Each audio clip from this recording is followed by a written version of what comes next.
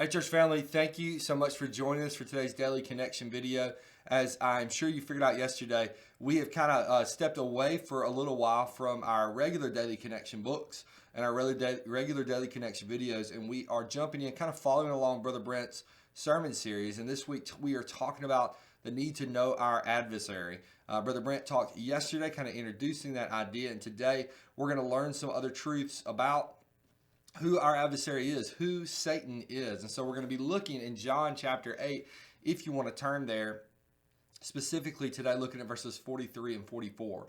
And so Jesus is speaking with the Jews at this point, and he's kind of giving them some truth, right? Some real truth. And he's performed some miracles. He definitely has their attention, but he's about to do something that he typically does. And that is, a lot of times when Jesus would get a great big crowd, he would then say something that maybe would offend some people. And that's exactly what he does. And essentially calling them, saying, hey man, you are not listening to me because I am giving you the truth. And the truth that I'm giving you is from God. And this is whenever people are beginning to think that maybe Jesus is blaspheming, saying that he has heard from God. And because he's saying that this message is coming from their father. And they're saying, well, my father is Abraham. And they said, well, what I'm giving you is something Abraham did not do. I'm giving you a message straight from God. And so they are upset with Jesus. And they're saying, hey, we weren't born of sexual immorality.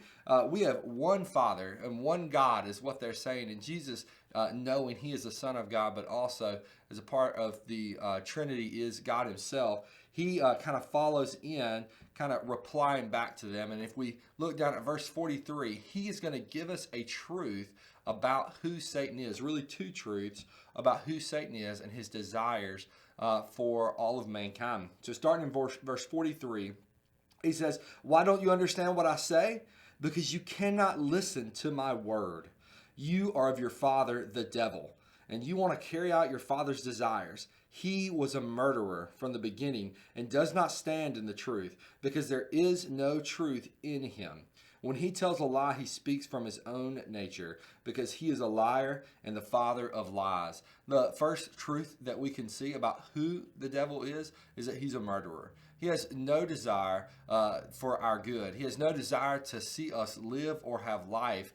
He wants to destroy us. We are God's creation, the creation whom he loves, and the devil wants to see us gone. He wants to murder us, not just physically, but spiritually, right? Not just bios life, but spiritual Zoe life. He wants to end us. So he's a murderer, but then also really clearly here we see that the devil is a liar. Jesus is being very clear in that. There is no truth in him. In fact, it says that Jesus says that literally that to lie is the devil's nature. That if he is going to say something, it's going to be a lie. I think about really for us as a great application here, and that is that oftentimes we look at sin and we think that maybe there is some part of that sin that could be good for us because maybe we would enjoy it. Maybe we would like something that would happen there. Maybe it gives us some sort of satisfaction. And so we tell ourselves, really the devil tells us that this is okay, that there's nothing wrong with this, that it's good because we like it. But what we know is that if it's from the devil, it is a lie. And as you and I both know, that oftentimes those sins that bring us such great satisfaction for a brief moment bring us zero satisfaction in the long run, zero fulfillment, zero purpose, zero joy. Why? Because Satan was lying the whole time. As we go into battle alongside Christ against Satan and all of his followers, we need to know his nature, and that his nature, part of his nature is that he is a liar. And if he is telling you something that you think sounds good, you and I can both be firm in one truth, and that truth is that what he's saying is not truth.